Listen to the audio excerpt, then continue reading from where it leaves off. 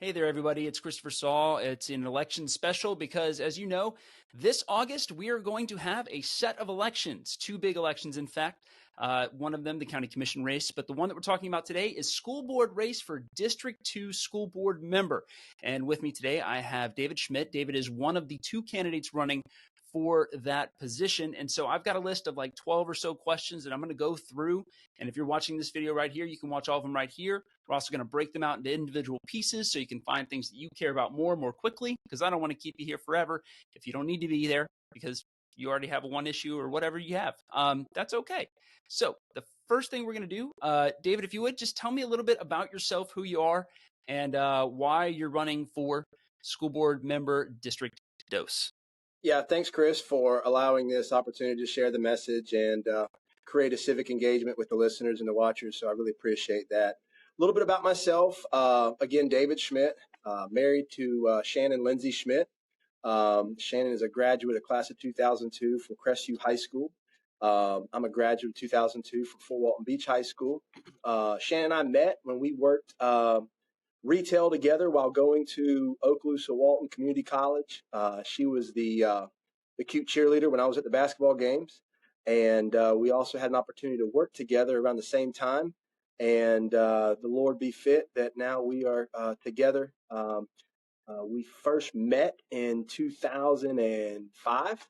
So here we are in 2024, married with five little blessings, Neelan, Bennett, Malachi, Ramsey, and Sawyer, and our dog, Layla. I am also a principal at Okaloosa Academy. It's the Okaloosa County's dropout prevention at risk school. Got into education back in about 2006, and here we are now. I've learned a lot. So yeah, it's a little bit about myself, Chris. So as a school board member, tell me a little bit about what you see this position. What are the roles and responsibilities of this position for you? Yeah, absolutely. So the roles and responsibilities of this position are very clear in the statute. It's to create policy and to approve a budget. Now, there's a lot more that goes into that. But creating policy that better supports our staff, better supports and helps support our superintendent.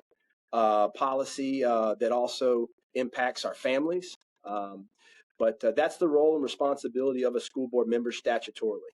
What I'm very eager and excited about getting involved when elected for Okaloosa County School Board District 2 is diving in with our fellow board members and friends on workshopping and creating policies that I've had the opportunity to work on in more of an alternative setting in those kind of environments that I'd like to introduce to our friends on the board and hopefully get their support and approval to work together on creating policies that, again, continue to support our staff and continue to support our students so that we can give them the best support to ultimately have the best culture and the best experience in the educational marketplace for our customers, which is ultimately the students and the families. So tell me a little bit about these policies that you might want to implement should you can get at least two other people on board. What kind of policies are you looking at and what might they do? Yeah, absolutely. So recently, statutorily wise, the state has created a policy for schools to support usage of cell phones on campus. Very fortunate over the past 5 years, we've incorporated some practices where our students don't bring cell phones on campus. Now, do we have students who may sneak cell phones on campus? Absolutely. But the expectation is here and reality is a little bit lower. So for an example, a policy I'd love to introduce and to kind of not just introduce, but work on supporting and creating with our staff and our school board members of when those students come on campus, those cell phones aren't a distraction for our staff. Those cell phones aren't a distraction for our students because ultimately we're trying to create an environment that's like the workforce, that's like the workplace. When our students graduate or when our students are working while they're still in secondary school, those soft skills of knowing when to be off their cell phones and not to get distracted with their cell phones, but also to the culture of the school. You know, when our students are inside the cafeteria with their hoodies on and the earbuds in and just looking at their phone, they're kind of isolating and distracting themselves from the social interaction and the conflict resolution and how to deal with peers and how to get through those social settings, as well as supporting our teachers and supporting our staff, supporting our principals and supporting our superintendent so that we don't have that everyday battle with the phones. That's just one policy, Chris. Perfect. And so, diving in, I guess, a little more generally, what makes you the best person for the job? Absolutely. What makes me unique, and I feel like, use the word the best, but what makes me unique is, I'm the only candidate that has kids.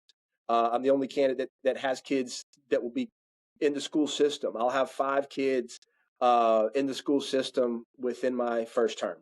I think it's time to elect a school board member that has students, that has kids that are currently in the school system. Currently at this time, we just need to diversify our perspectives that are up there on the board. Just like any good board, having diversity on the board, I think is very valuable.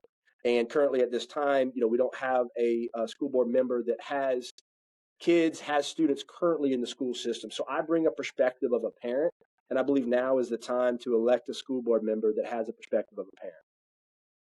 So, kind of going back to your policy proposal about cell phones, that's one. But can you name some of the more important things that you hope to have accomplished by the end of your first term? Yeah, absolutely. One is closing the gap between our homes and our schools, getting more parent involvement, dealing with the behavior in our schools, and making those parents accountable. That again, we have some protocol here that before a student can return to school, we require a parent conference. Now we accommodate for the grandmother that's working. We can do it over the phone or Zoom or Google Meets, those kind of things. But it's very powerful, Chris, when the student sees the guardian, the administrator, the teacher, and the student all around the table pushing in the same direction.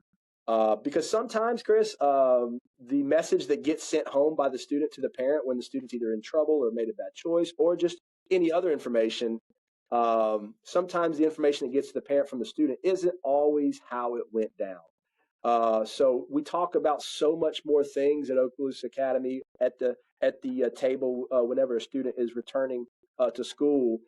We talk about so much more than just the behavior that got them there. And we're developing a connection. We're developing a relationship where after about the second or third conference, the parent sees that we're in it for the best interest of the student. The student sees that you might not always like discipline. No discipline seems pleasant at the time, but the student sees that we're working together and that we're pushing them in a certain direction. That's it. No, that's great. The a more specific question, I guess, as a former line teacher, actually going in the classroom every day, what the struggles are in terms of the finances for individual teachers within the district. They're not making CEO money. And so I guess my question to you is, knowing that and experiencing that, would you look towards significant increases in teacher pay? And what would be an appropriate level of compensation for a teacher? Yeah, I mean, comparing it to our friends just to the east of us, I would like to close that gap with teacher pay, very comparable to our friends over in Walton County, where of course, everybody wants to get paid more. Everybody, of course, wants to more money the better. But we need to close that gap between, because at the end of the day, we're competing for talent. Walton County and Santa Rosa County and Okaloosa County are competing with a lot of the same talent pool and applicant pool that's out there. So within the first 90 days, I would like to work towards getting in the budget process and continuing to meet with our CFO and continue to meet with our staff on what the constraints would be, what the challenges would be, but closing that gap with our friends from to the east of us in Walton County with their teacher pay compared to our current teacher pay. On that same level, talking about other school districts, Santa Rosa and Walton counties outperformed Okaloosa in the most recent Florida standardized testing. And it seems to have kind of been a trend over the last couple of years that Santa Rosa County and Walton County have done very well. Okaloosa's done well too, but they've been outperformed by our neighbors to our east and our west. My question to you is, does that even matter? And if so, how do we fix it? Yeah, I mean, academic proficiency does matter, but Chris, I don't believe that is the end all say all. I think there's so many students that don't always fit within that box. We have students that are doing amazing at the standardized test scores. They're getting in the level 4, level 5 range. But we have students, Chris, that are scoring level 1s that have amazing potential, amazing talent that's outside of that reading and outside of that math proficiency box. Do test scores matter? Yes. Does it need to be the exclusive focus? No.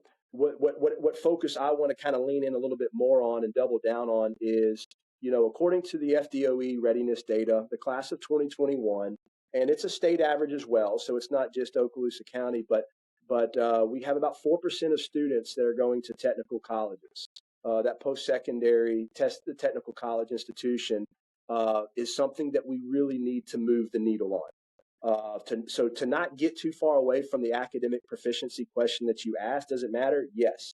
Now let's turn the page. What I believe really matters is we need to be the #1 career readiness school district in the country. I believe we have the talent with our military community that creates a lot of structure and creates a lot of characteristics around the households. We have a lot of other great families and other folks that have lived in this area for many years, as well as some transient folks that are just getting here. But I believe we have talent here inside this community to be the school district that's on the hill, so to say, that the city on the hill, that if we continue to message and focus on what that student's purpose is. Let's call it career readiness. What's happening after they graduate and go off the graduation cliff? But I think that needs to be just as much of a focus as getting our students ready for industry, getting our students ready for what their purpose is or what their next steps are, and kind of moving that needle to increase the enrollment in our technical colleges after they graduate. So looking sort of at middle schools and not exactly high schools, but I guess they could also include it if you're looking at the Baker School or Laurel Hill. The Our neighbors to the west in Santa Rosa County have ended middle school sports as a school activity as a way to save money in the long term. And my question to you would be, are you in favor of keeping middle school sports, even if it means raising property taxes or having to do something drastic in order to keep them? Well, I would primarily focus on, before entertaining anything about property taxes, is looking within our budget. Every organization, whether it's over a $500 million budget, similar to the Okaloosa County School District, or your residential household budget, there's always areas that you can look at. But before we go to that property tax solution, but I would look in the budget to make sure that no extracurricular, your arts, your athletics, as well as your academics, are not jeopardized. Perfect. Should the identities of suspended or terminated employees be obscured in school board agendas that are available to the public?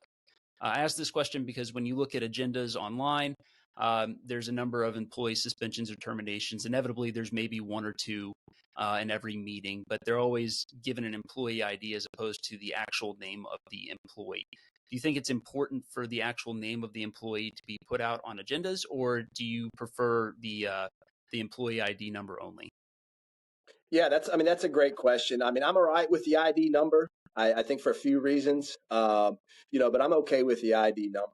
But to also better support our human resource department, and better support our school principals that are begging for talent, looking for staff to fill those vacancies, and to ultimately get those staff members that are on administrative leave back to work.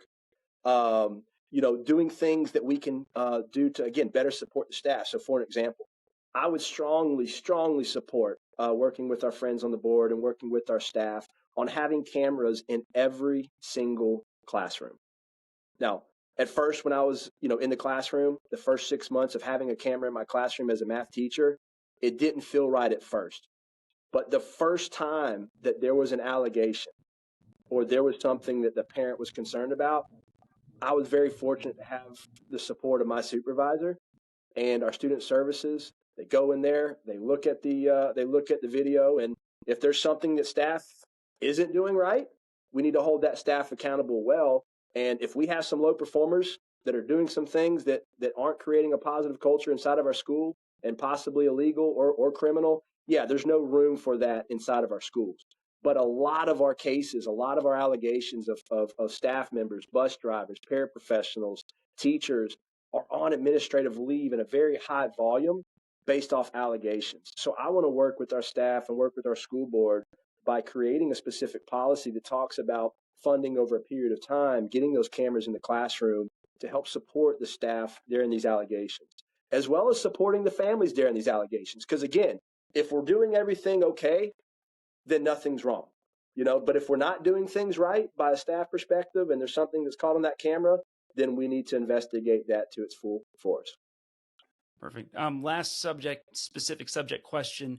In the last campaign, there was a lot of talk about symbology and symbols, physical symbols in classrooms. So a district candidate talked about having a pride flag in a classroom.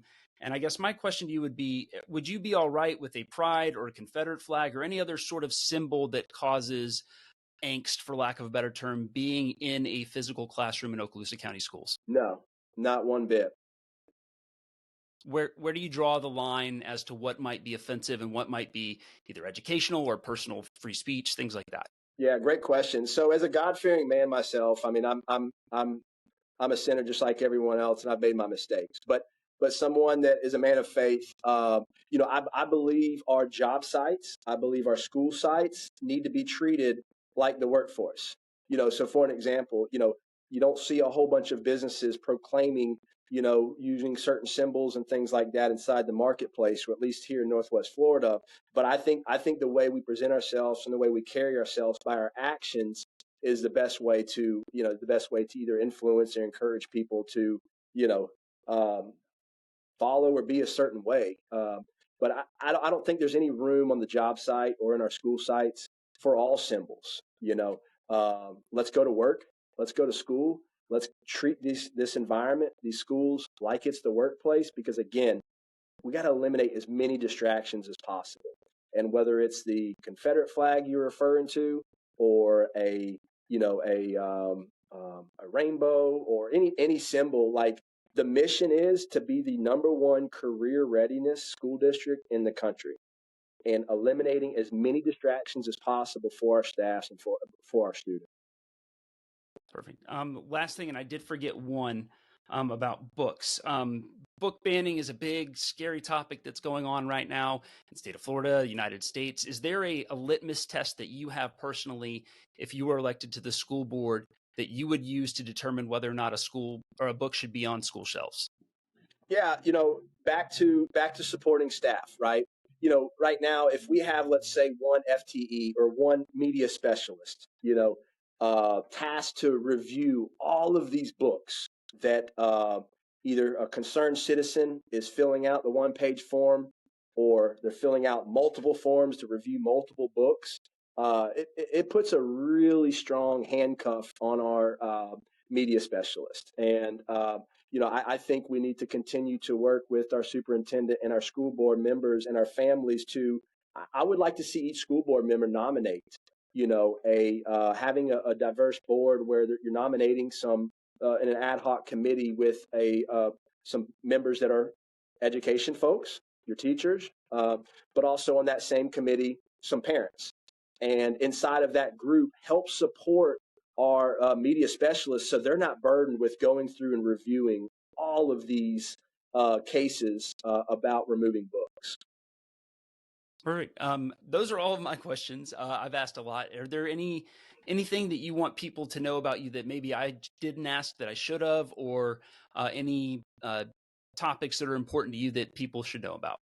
Yeah, absolutely. I'm also a huge advocate, Chris, in financial literacy.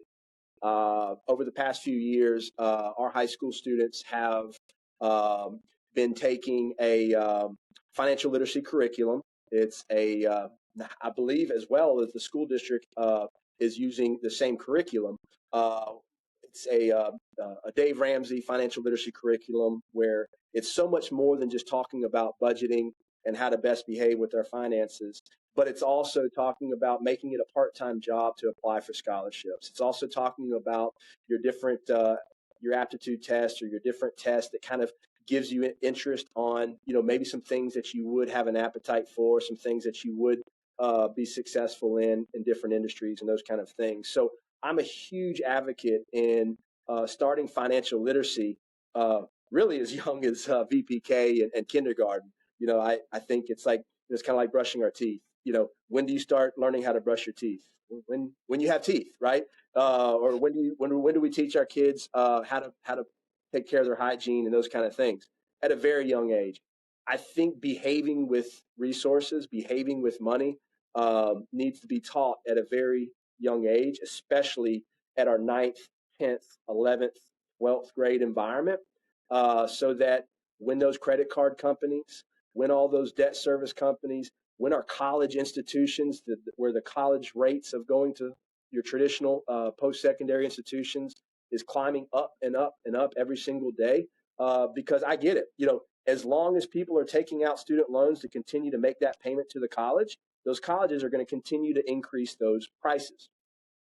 So behaving with money, big advocate on financial literacy, getting students inside of the high school environments to also be working while they're in high school, to start being able to behave with money that affects their pocket and being able to learn those behaviors before they go out there and living on their own and making some really critical mistakes that could handicap them for a very long time in the future. Our average student loan debt for college graduates around $45,000. That is very alarming. So again, back to that technical institution. Those technical colleges, a lot of the programs are done in 3 semesters. You're getting out of their marketplace and making a lot more money than some of our graduates graduating from your traditional post-secondary colleges. So financial literacy is so much more than just budgeting and growing wealth, but a mindset on what's our steps we need to be doing starting in 9th grade of dual enrollment, getting into those technical colleges, or if you're going to be an occupational therapist, you might have to go the traditional college route. But working on trying to discover that path through 9th grade, 10th grade, 11th grade, 12th grade, while also learning those financial literacy behaviors so that we're not handicapping our future. Perfect. Well, hey, David Schmidt, candidate for District 2 in the school board race that's going to take place in August. I will put the exact date of the vote in all the comment section stuff and the last day to register. All that information will be there. So thanks again, David, and we look forward to seeing you on the campaign trail. Yeah, absolutely, Chris. And thanks again. And, if anybody is interested in reaching out to me to further discuss, don't hesitate to give me a call on my personal cell, 850-685-0631, call or text. You can also email me at me@davidschmidt.me. And again, thank you, Chris, for hosting this platform and the opportunity to engage with the community. Awesome. Thank you, sir. Thank you so much for joining us today and being a part of this. If you want more information about all of the candidates, midbaynews.com/elections is the place to go. We have full candidate bios, more videos like this, and everything else you'd ever want to know in one place, so you don't have to go look for it yourself. Trust me, it took me forever to find it. That's midbaynews.com/elections.